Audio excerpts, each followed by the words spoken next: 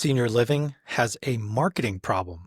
Communities invest in websites, digital ads, and social media, but they're still struggling with public perception and occupancy. What if the missing piece isn't more ads, but better storytelling? Today's guest reveals how PR can do what marketing alone can't. Let's dive in. Welcome to From Leads to Leases, a CCR Growth podcast that helps senior living providers transform their complex challenges into opportunities. Listen in for stories from industry leaders, innovative strategies, and insights. And with our expertise, learn how to increase occupancy faster, guaranteed. Welcome back to another episode of From Leads to Leases, the podcast that dives deep into the senior living and senior care industries, bringing you insights, strategies, and stories from the experts at the forefront of innovation, leadership, and care. I'm your host, Jerry Vinci, CEO of CCR Growth. For those of you who don't know about us, CCR Growth is a full-service marketing and growth agency that's exclusive to the senior living industry. Through this podcast, I'm here to guide you through the evolving landscape of senior care, exploring the innovations, the strategies, and leadership insights that are shaping the future of the industry. Whether you're a provider, caregiver, or industry leader, this show is here to help you make informed decisions and create meaningful impact. Today, we're joined by Wendy D'Alessandro, founder and president of Lynn Public Relations, a firm specializing in story-driven PR strategies that help senior living communities build trust, attract residents, and strengthen relationships with their local communities. In this episode, we've got a lot to cover. We're going to explore why PR isn't just for damage control, it's a tool for long-term brand building, how PR and marketing teams can break down silos and work together for better results, and how senior living communities can use storytelling to shift public perception and drive occupancy. So, Wendy, welcome to the show. Love having you here. Hi, Jerry. Thanks for having me. Absolutely. How did you get started in PR? So I probably stumbled into it in college because I couldn't do chemistry, and so pre-med didn't work. And I was always a good storyteller, and I found that was that's what felt good, and that's where I excelled, and that hasn't changed. So I love journalism. I love news. I have worked at a newspaper before, was an assistant editor and a columnist. So I love the idea of sharing stories and packaging them up, and I have a good understanding of it from both sides. So that's how I kind of evolved into where I am today. And how did the transition to senior living happen? Or was the catalyst for that? Well, I started off in automotive PR, and all those electric cars you see driving around, and they're everywhere. My very first account was helping to prepare the market for EVs with General Motors. Oh, cool. So yeah, to see it now, it's like, wow, look at that. But I am from Michigan. I moved down to Florida about 30 years ago, and I had a family. I was doing consulting work, and I started doing some freelance for a client of mine, and she worked in senior living. And you want to spend your time doing something that means something to you, where you are making a difference. And I never saw PR that way before until I started doing it for senior living and meeting the residents and the families, and just finally seeing the connection between storytelling, what it does for them. So it's great for marketing, but for the residents too. And that sort of just, I got the bug, and I just have continued ever since. So it's been a great journey. I hear that a lot too. And I mean, I can honestly say the same thing. This industry is just so unique compared to many others that I've worked in as well. It's so different marketing to human beings and to tap into the emotional side of senior living and just the entire senior journey, right? And how complex that can be for seniors and their families trying to make the right decision, right? So really tapping into that is challenging. The role of PR in senior living, I want to talk a little bit about that. PR, it's often misunderstood to some degree, especially in the senior living space. Can you start by explaining the differences between PR and marketing and how they should work together? Sure. It is misunderstood. And I think partly because for marketing at the core, it's sales, increasing occupancy rate, it's lead generation. And for them to be successful with that, it's about having good relationships. And I think it's the same for us, that relationship. So I think that overlap, it sort of, maybe it becomes more of a gray area. Um, Ideally, marketing and PR, like if you think about, two people walking on a train track and, you've got PR here and marketing and they're all going like this, doing their strategies. And if they would just hold hands and move forward, the impact they could have on the quality, on the, effectiveness, efficiencies, all of it with their marketing and their PR. They complement each other in so many different ways. They ought to be best friends and working Yeah. together every year during their strategic planning when they're doing it in the fall. I think a lot of providers, they think PR is only for crisis management or big company announcements, What do you think they're missing about the day-to-day impact PR can have on a community's reputation and growth? PR, when leaders look at PR, they think crisis communication, something happened. Or they think, like you said, it's earned media. Let's get some publicity going. PR is about relationships. So when we come in and we're working with the provider, the first thing we do is immerse ourselves in their culture. We learn, their mission, their values and their principles. And we get to know the activity director, and then we get to know the residents too. It's everybody working together, everybody connecting. And when we are, you know, our job is to tell the story of the brand authentically to the people who matter, right? So it's your Hmm. residents, it's your family members, it's your team members, it's your partners in the community. And in order for us to do that, we have to know what's happening there.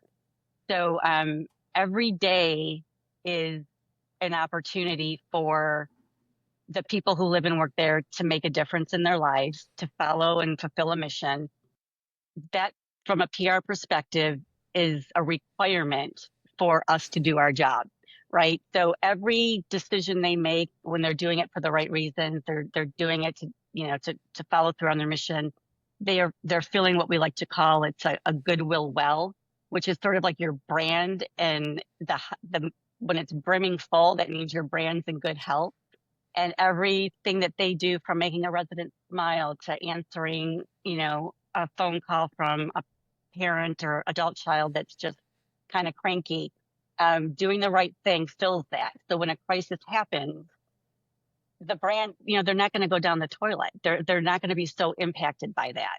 At the end of the day, the media, the public, they want to see good. They don't like to see people fail necessarily. Yeah. So if you're doing the right thing from day one and your team members are making choices and decisions based on who you are as an organization and a culture, and then your residents are feeling that, your adult children are feeling that, um, when something bad does happen, you're going to get a little bit of grace because they know you already. Like they'll look at your brand and go, oh, that's the company that we always see them tutoring the grade school kids down the street, and they're always having the preschoolers come over for Valentine's Day singing, and they sponsor this event for, the Alzheimer's Association. Um, all of these little things that don't seem like very much are actually PR driven. And so when something does happen, you'll have a chance to survive it. You'll have a chance to redeem, heal, renew that trust again. So I I'm always going back to, we're part of your culture, and it's important that we help you communicate what that is with your stakeholders so that we can do the storytelling with your residents, with their families, with the media. But then we can also better serve you and help you navigate when there's a crisis happening. So we're like you know, sales has that, the data driven, and we do have ways to show that we have an ROI, but Hmm. um, the overall health of your brand, just look at that and that will tell you what kind of PR you're doing, if any. I think one of the biggest missed opportunities for providers too is when they think about PR. I've had a lot of senior living clients who used to do a lot of PR and then they stopped doing PR. And a lot of them are saying, oh, well, people aren't using newspapers or they're not watching the news like they used to. So why would we invest in that? But there's so many other channels now, right? Like through social media, for example, our local news station. I mean, they have social media reporters who they only do stories through TikTok and Instagram. They're not even on the main channel, but they're doing all sorts of these feel good type stories all the time that they're sharing in the community. So I do think there's opportunities now to expand outside of just newspapers and traditional TV media. But then I also think when you think about PR, there's a whole audience out there who doesn't necessarily know that they're interested in what it is that you offer, or maybe they will be after they see the story, or maybe they know someone else who's interested and now they can say, hey, check out this community. They have this really great story about one of their residents. I think with marketing, it's all about somebody's actively searching. They're looking for a senior living community. They're looking for a place to put mom or dad, a place to call home for them. So it's a very different audience. And I think that PR fills that gap. It's the awareness building piece. And it's not just virtue signaling. It's like genuinely good stories about things that are actually happening within the community. So I think there's a lot of power about that. There is. And one of the things when we're brought in as a council and to provide some strategy, of course, they're looking for something. We want to see the result within this calendar year, right? Which we provide strategy for that and tactics and everything. But all at the same time, part of that strategy is looking 5 years down the road, 10 years down the road, because if you're doing it right, you're planting seeds right now for that person, that adult child whose parents aren't there yet, and then eventually them. So it's, those feel good stories, that familiarity of the brand, that, you know, sponsoring something. I mean, it's that cool video that got picked up by that USA Today Kind Facebook page, and it went viral. Like, those are things that they remember and they know how it made them feel, right? So, marketing is selling and there's a need and a product, but when you look from our perspective, it's, what do people buy? They buy how something makes them feel. They buy a relationship. They buy, when I walked in that community, I felt such great energy because people were smiling because they have a strong resident activity director who keeps things going. So it's right. It's such a mix of things that bring it all together, and Yeah. having ER be able to capture that and push it out in a way that's not a marketing phrase or a salesy thing. And it's just good old storytelling. Yeah. No, I absolutely love that about PR. And I think right now too, the senior living industries, obviously they're battling these outdated stereotypes. Every generation gets a little better with it, but previous generations, it was every senior living community is a nursing home. And then the next generation, now they're calling them retirement communities. But even that's not accurate because there's a lot of people who move into a community who may not be retired. It's more of a lifestyle community for them. They just want it to like simplify their life. And maybe they're still working a part-time job, or maybe they're a consultant or working like an encore career. And so they don't really identify with the retirement community either. So I think senior living as a whole is battling that challenge. What narrative shifts do you think PR can help with to help communities focus on changing public perception? It will start with those stories right there, because we can say that we are a partner in your aging journey, or like you were saying, this is a place where this is where you go to just start that next exciting chapter. We make it simple. It's easy to get great delicious meals, and whatever it ends up being, um, you have to have stories to show that. So when we talk about like the differentiators between the competitors, at the end of the day, they're all offering the same thing.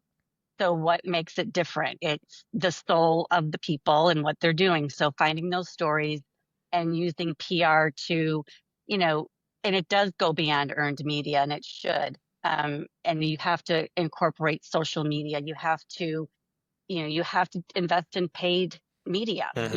You're going to have, that whole pay and play we used to just, shiver at the thought of as PR practitioners, but that is in our toolbox now. So, in order to get rid of those stereotypes, first, the communities have to be different. And when they are, we need to be able to find those stories and package them up in a way that is going to appeal to the different stakeholders in different ways. Because to your point, there's so many different media outlets or platforms out there, and every audience, you're going to find them in different places. So, you could reach a grandchild on TikTok with a really cool video of Yeah. a CNA doing something. It's just that there's so many opportunities that it's probably overwhelming to communities sometimes. They don't even know which way to, like, where do I go? What's worth investing my time and resources? So, Even if you look at it from a storytelling perspective, I mean, you've got a building that's full of stories between the caretakers themselves and then all of the residents and the lives that they've lived. I mean, you have an endless supply of PR opportunities if you really look at it that way. yeah. So, and Yeah. that's where you have to get creative, right? So if you have a building full of, maybe some of them are still working, but there's another one that served in World War II.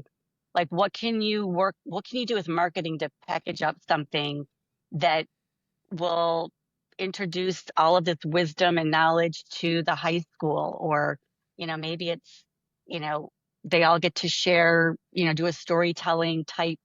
I don't know if you're familiar with Moth, where they go around, they do, you stand up there and you tell your story, but there's just so many cool things you can do from an event standpoint, where it's not your typical, mixer and lifestyle event, that kind of thing. So, Hmm. um, yeah, and that's why marketing and PR, their brains do need to come together, because they both have creative people in them. Um, they're at the end of the day are focused on the same objectives. We just come at it from a little bit of a different angle, but there's a lot we can do together. Oh, I'm glad you said that because I was going to go back to your point about marketing and PR walking down parallel tracks, but not necessarily holding hands along the way. How do you think marketing can better integrate PR while marketing teams within senior living? How do you think they can better integrate PR into their overall strategy? It does have to come from the top down, right? They have to have that permission and understanding of how much value we each bring to each other. The worst thing they can do is 2 weeks before an event say, "Yep, we've got this thing coming up. It's Valentine's Day, so we're inviting people for appetizers, and can you publicize this for us?"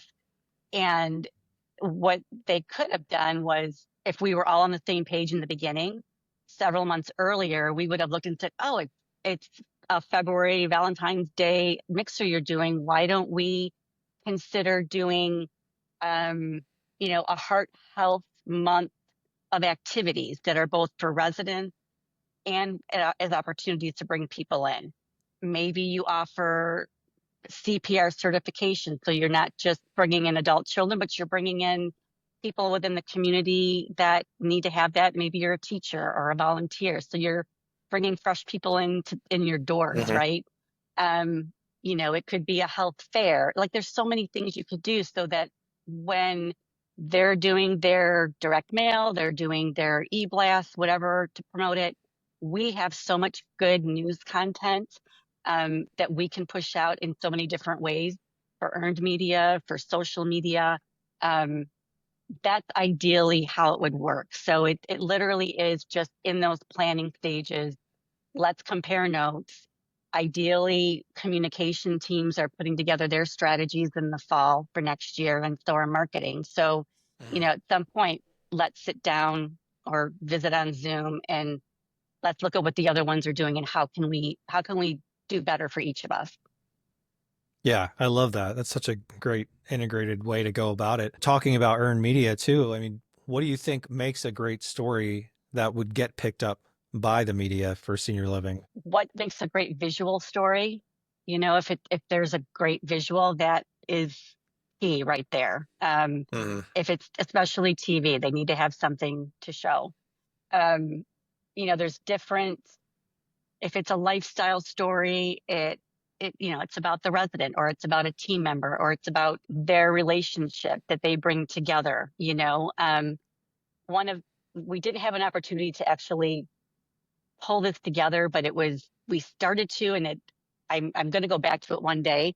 But we were doing a survey, and it was for Valentine's Day. We were surveying all the residents um, about how long were they married, what's their best advice, do they believe in true love, all kinds of things where we can get data and then package that up. But there was a caregiver talking with a resident, and one of the things the resident said was, well, you shouldn't be living together before you get married. And he was like, well, no, we want to live together so that we know whether or not we're a match, but that right there, we weren't, both people they have to want to be interviewed and participate. And sometimes they don't, but that Sure.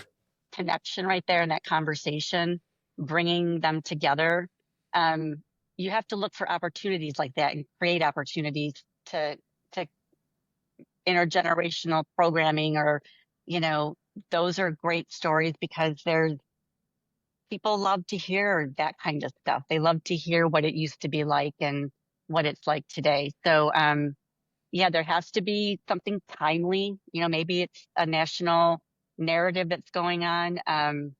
We talked a little bit about DEI, and not that I actually wouldn't pitch anything right now about that, but it's, a conversation that, if it applies to somebody in your community or the industry, offer yourself as a resource, as someone, either just for background, even if you don't get a story out of it, invest in that relationship, or it does become a story. Those are great ideas. And I think you were talking earlier too about you can track ROI on PR to a degree, but it's not always about the ROI directly, right? It's not so quantitative, it's more qualitative, and it's more of like the intrinsic value that it brings to the organization and to the brand.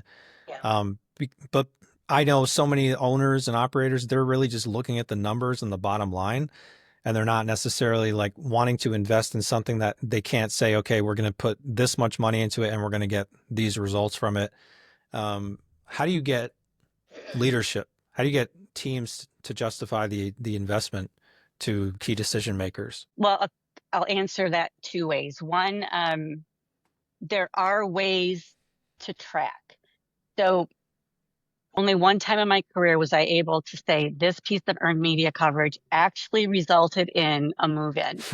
Yeah. And one time, and now I'm going to share it really quickly, because it shows you again how, if marketing and PR work together. So a resident, he was in his 90s, moved in to a community. He and his wife did. He was a plastic car. He loved plastic cars. He collected them. He and his wife would travel around the country, go to Canada, to all these car shows. And one of the things he liked about the community was it was a 50, 60 acre community. And he said to his wife, oh my gosh, this would be a great place for a car show. Now, marketing, with his help, he reached out to the Vintage Car Club. He helped the marketing team coordinate all of it. They hosted this amazing vintage car show over the weekend. We knew about it far enough in advance that we could pitch the story, invite the public out. And it was a front page daily, and then they pushed it out in the days leading up to the event every morning in their newsletter. So we had hundreds of people attend. That gentleman, he was so happy. I mean, he literally yeah. felt like this is home, right? Like, look what they Yeah. just did for me. And I was able to, Yeah. to do something like this. So, the focus was his story. And then, hey, come look at the vintage car, visit the vintage car show. But somebody there that read it in the Herald actually eventually did move in.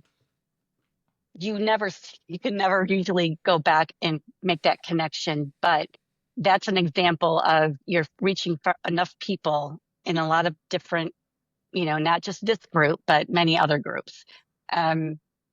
So the other way, that was beautiful.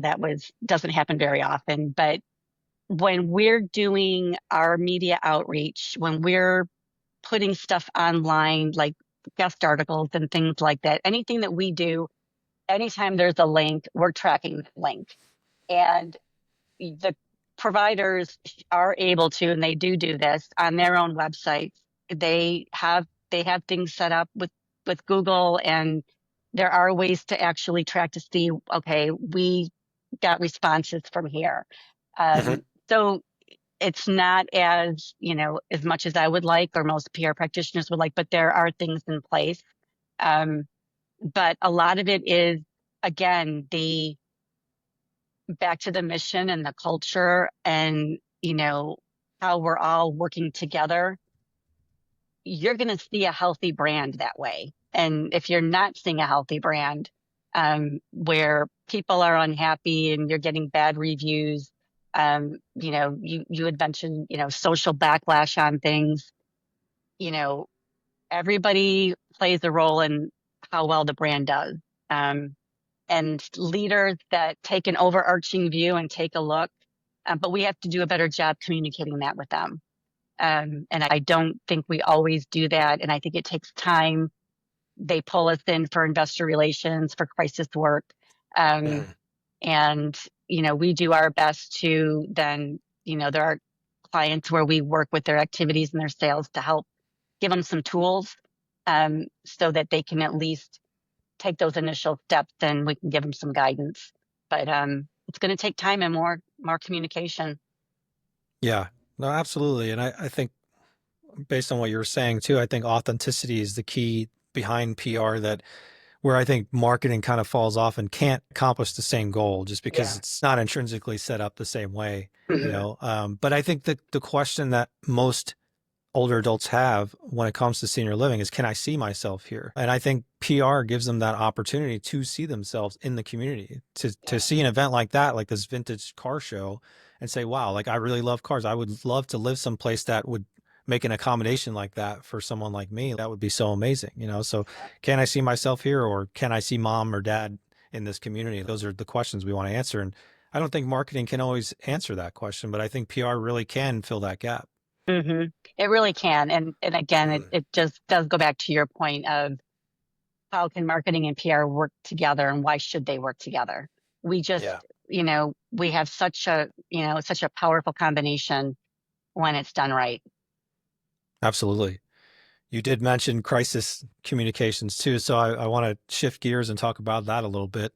No one likes to think about worst case scenarios, obviously, but every senior living provider, they have to have a crisis communications plan. What are the first steps in building one? They do need a crisis plan. It Hmm. doesn't have to be 300 pages, and it shouldn't be in your Google folder of the person who comes in on Tuesdays and Thursdays and no one knows how to access it. Um, the first step really is sitting down with your leadership and asking a whole bunch of questions. Um, and those range from, what's your role? What's your responsibility when this happens? Um, how do the frontline people know who to call when something happens? And if they're not there, then who are they supposed to call? There's a lot of like structure that needs to sort of get in place, so that when your leaders and your crisis team are pumping with adrenaline and emotion, they can easily pick this up and go, right there, that's who I call. And that gets Hmm. things going. There's just some basic overview. Who do people call when something happens? What do you do when a reporter comes to your community? Do your employees know that? Do they know what the policy is? You don't talk to reporters. Do they know who to refer them to? Things like that that are, if everybody knows what their job is when that happens, you're going to either, maybe what's happening is just an issue right now, like a little blip, and it's going to stay there. Or maybe it really is a big crisis, and okay, now we've got a handle on it. Let's get our who are our stakeholders? How do we communicate with them? Is it through text? Is it through email? Do we do a social post? That kind of thing. Um, but really, when you look at the crisis planning, knowing the difference between Well, obviously, if there's a big crisis, a fire or something that's obvious, but a lot of the stuff, they're issues, they're little things that, if you don't address them, they're going to turn into it. So Hmm. address them, and manage the communication well, be transparent, communicate with the people you need to communicate with. So, if you don't have one, at least get that in place where you've got that first window of doing the right thing so that, it doesn't blow up and get out of control. But, that's when the media end up getting involved, and it's when things aren't usually managed well. Once the communication plan is built out, I mean, how often do you recommend that that gets revised or that the community does some training on it so everybody's up to date? Is there like a particular cadence that makes sense for something like that? For as often as they prepare for their own emergency action plans and practice them, they should do the Hmm. same for PR. The active shooters, they're this is such a different climate we're in right now, and we've dealt with that. It's not you just have to have your ducks in a row. Practice. If you practice, you'll be okay. And if you keep doing the right thing, the days and years leading up to that, you're going to be okay. That makes sense. A lot easier to function under in even in crisis if you're prepared and know what to do. Yeah. Otherwise, everybody's just running around. That can Yeah. be It can super be chaotic. ugly. So, Yeah. yeah, if a community is already in the headlines for the wrong reason, what should they absolutely not do? What's the best way to begin repairing trust? So if they're in the headlines, my first reaction is there must be a reason. And it's not that they intentionally did something bad or wrong. It's just you don't end up in the headlines unless there was an issue simmering and it didn't happen, didn't get managed. Maybe it was leadership, maybe it was a bad habit or just, a bad decision. Um, so I put that in my back pocket, and because we'll address that afterward. But you acknowledge it, you take responsibility, you apologize if it's necessary, and you say how you're going to make amends, and you make those changes so it doesn't happen again. Um, there is no finger pointing, there is no blame, there is no denying or justifying. If something happened on your watch or at your community, you need to take responsibility for it, Yep. and communicate and let people, make sure your residents are safe, your team members are safe, communicate. And then when I said, revisit it again to see why you're in there, something went wrong somewhere. So it goes back to the culture and the mission. And how did we get there? Let's look back. What do we need to do differently so it doesn't happen again? And that's part of the communication with your stakeholders at that point too, just because that you're beholden to them. They need to know. They have a right to know. Yeah, I know one of the hardest times for me in this industry was during COVID and seeing some of the communities just get blasted on the media because I had one community, for example, I think they lost an entire wing or entire floor to COVID, and it wasn't anything they did wrong. It was just it moved so fast through the community, and this was before they had all the PPE gear and the proper protocols in place. So they just had no idea what to even do. Even some of their caretakers passed away, so that was a terrible situation. But to see them in the news and trying to come back from that was so difficult. Oh, gosh, I'm really sorry to hear that. That was such a hard time. And the PR role in that, it was more than managing media. From a media relations standpoint, it was being a resource for the reporters. Yeah. And we did do that with our clients, but it was also communication with families, residents, caregivers, team members, and making sure they felt supported and that we were being transparent with everything. And that meant constant communication. And you couldn't do too much communication. And that was so necessary because without it, the morale, they were working so hard. They were, I remember the calls, I remember the Zoom calls and just what they were going through. And they needed to know that leadership had their back. They were going to take care of them and support them. And we were part of that strategy to make sure that they knew that. COVID was a rough all around. And it probably bruised a lot of, bruised the industry in a way just because of the media coverage. But a lot of them did a really great job sharing the great stories too. Yeah, Um, there were so many heroes throughout that, yeah, that needed to be celebrated.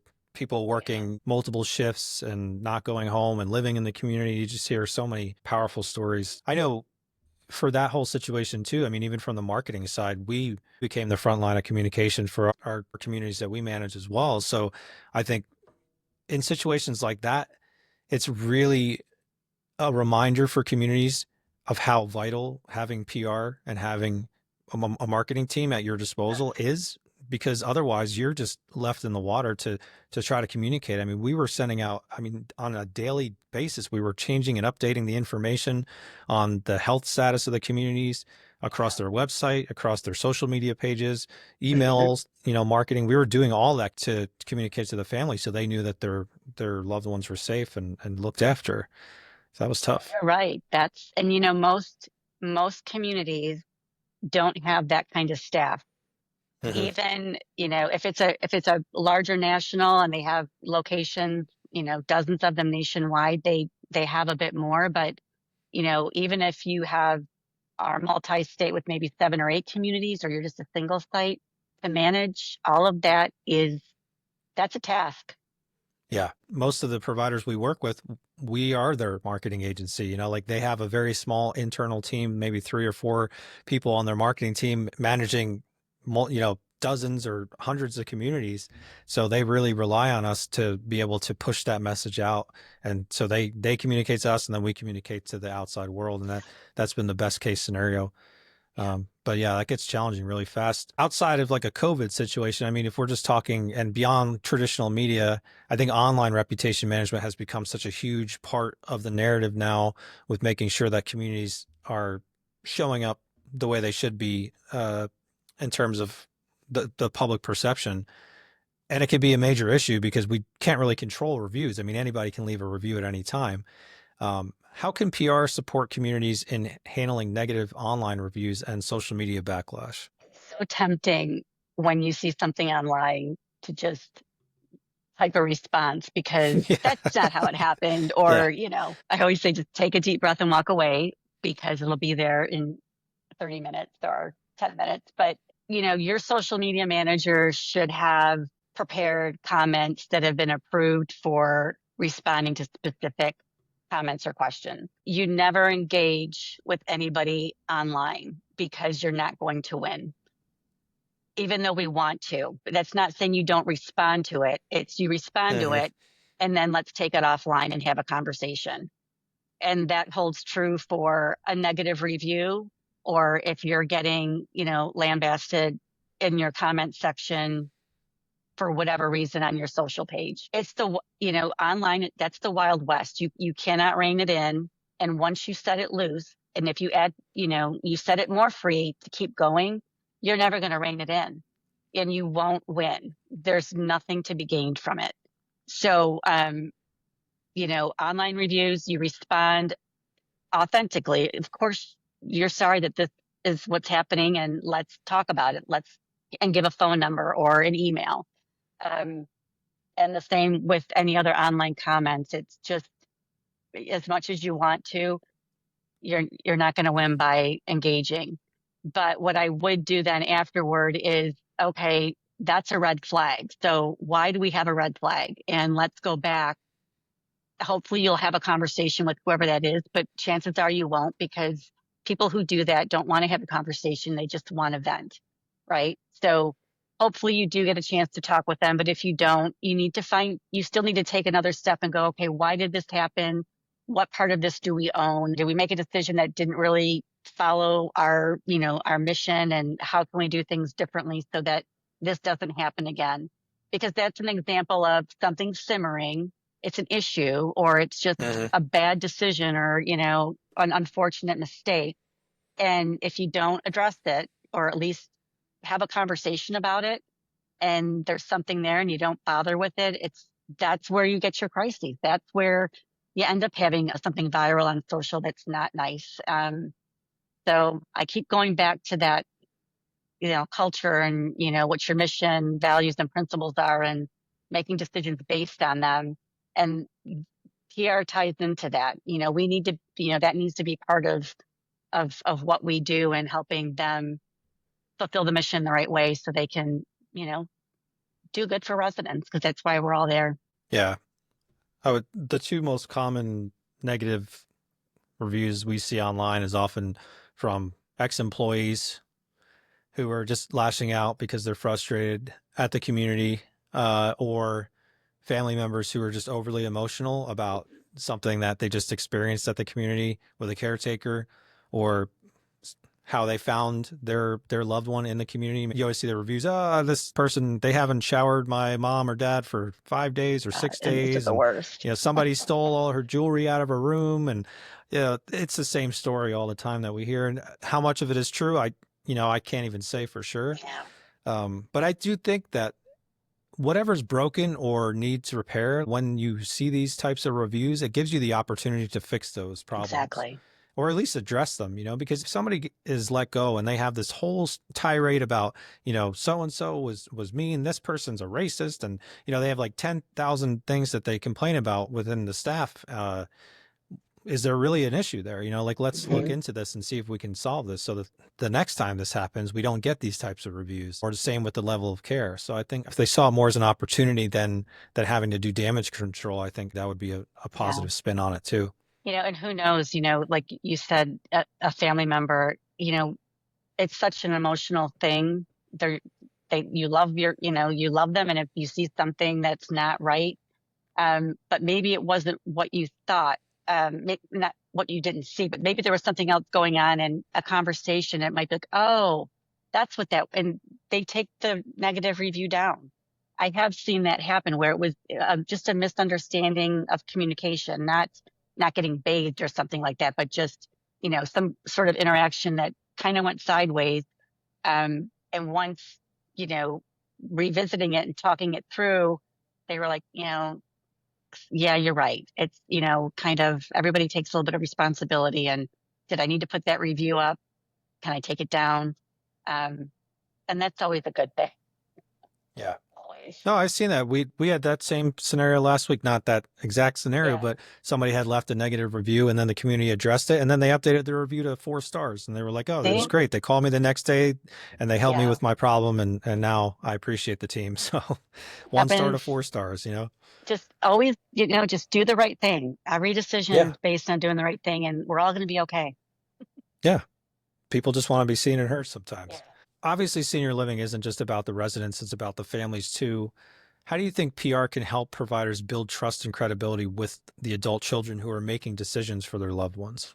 Well, that's a really good question. And adult children are, if they're looking for their parent, they're at a point where that sales director needs to be the ear and they need to be a resource.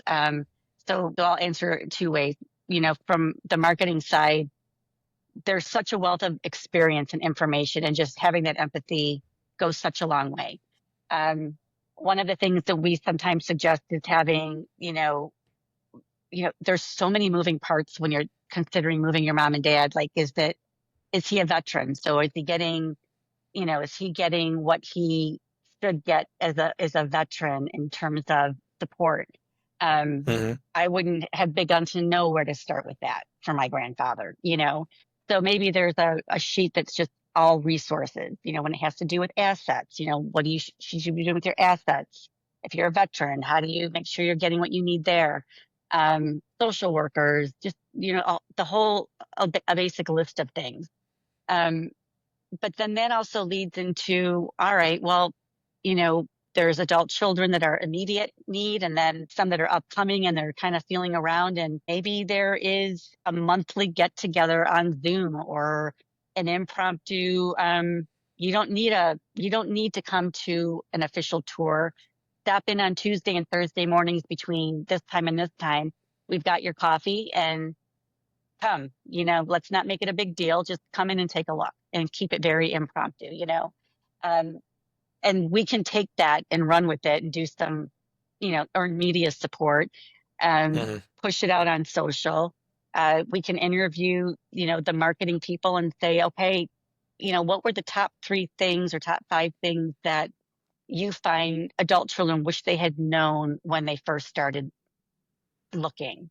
And that's a story. That's something we can push out as a guest article.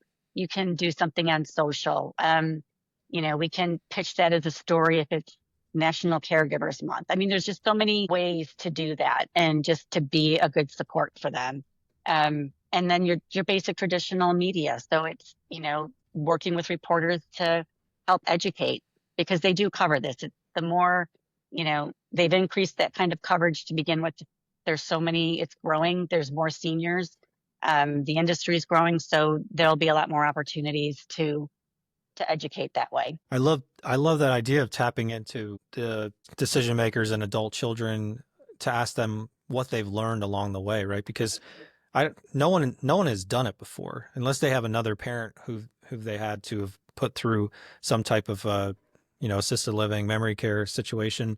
Most people, this is the first time they do it, and they've gone their entire life without having to even think about finding care for their aging parent. So, but there are a lot of people who've done it before them. So I think if these stories are out there, they can tap into that.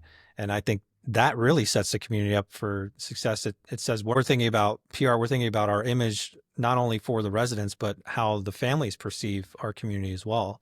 So that can be really powerful. Yeah. And it's more credible, and that's, Hmm. you know, and this is not knocking marketing. This is just our disciplines are different. They're Sure. sales. And so we're intuitively like a little bit like this with sales because you're trying to sell me something. And so automatically you've got that barrier that you've got to cross over. That's a lot harder to cross over than it is for us because we don't have that stigma. So anything we can do to help, getting those stories, getting the earned media, or just packaging them up in a video or, written content and then get them to you to go ahead and push out however you need to. One of another example, Consumer Reports published an article late last year about when is assisted living necessary, a title similar to that, but it covered housing costs, what it costs to age in place, all of those things you don't really think about. And Yeah. so we sent it to our client and said, this would make for a great blog post. It would be a great reference for you to use as a touch point with your prospect list. Um, it's not anything to do with your community, but it's a resource that'll be helpful. So take the top 2 or 3 things, share that, and if you have any questions, let us know. It's just that kind of consideration and knowing that I don't need to be hard, this is a soft touch point that isn't trying to sell you anything. Um, but that's how PR and marketing can work together. You know what I mean? It's sort of little things like that. They add up. Yeah. I don't even call it marketing anymore. Marketing and sales used to be these two totally separate things, and now it's like they're one and the same. Yeah. I actually just call it the acquisitions team. So marketing and sales is the acquisitions team, and then I think PR and branding is in its own category. So I think those two Okay. play really nice together because they're both about weaving a narrative, telling a story, and then everything else is about just acquisition. It's about getting as many people that are qualified through the door as possible, to fill your building. But Yeah. that's such a business mindset. It's not the soft skills that PR and branding require. Yeah. Yeah. Very different. And Hmm. yet they still complement each other so perfectly. Yeah. Yep. They need to be together. Absolutely. What do you think communities can do? I know a lot of them are struggling to kind of differentiate themselves, especially now. Like I saw a recent statistic that said like in 2014, there was 22,000 senior care facilities and now there's like 29,000. So we're in this obvious uptick of communities. And now with the silver tsunami and the increase of older adults in the market, we're only going to see more communities being built. How do these communities differentiate themselves from competitors, and how can PR help them stand out beyond just listing amenities? You and I said earlier that the amenities, the living options, I mean, everything, it's like brick and mortar is basically the same. So it Hmm. really is the soul of the community that's going to differentiate you from your competitors. And what creates that? That's the mission, it's the culture, the people that live and work there. I remember looking for my grandpa with my mom and walking into communities within 10 seconds of being in there, did it feel good? Either it did or it didn't, right? Yeah. Yeah. And and the only way it's going to feel good is if you have people who are happy and they like living there and they like working there.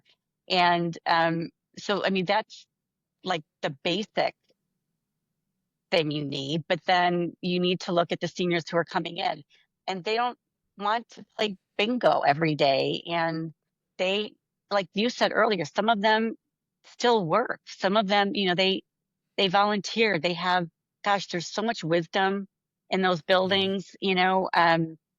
How do you give them purpose, give them opportunities to have a new purpose? So it's a change in what the lifestyle is going to be like. Um, and I, I mean, you're right. They're not, my parents don't want to move into a retirement community, right? So maybe that's just not a good word, but that's, CCRC's life plan that didn't take, I don't know what the answer is for that, but I think, it's really listening to what consumers want, what seniors want, and having to make that adjustment. And they're going to have to. But once they do, we're going to have so much content and opportunities to just celebrate it, and that'll be a lot of fun. I think CCRCs, I think their biggest challenge is the financial commitment and the finality of it all, right? Like if I know in my community, for example, probably 70% of residents here are 65 and above. So there's a large population of older adults here, and none of them are selling their homes. But if they were to sell their homes, I mean, they would get a pretty penny for it. But then they're like, well, I bought my home for $100,000 and now it's worth 1.5 million. But if I go and sell it, I'm not going to be able to afford anything else that's even close to what I have now. So why would I sell it?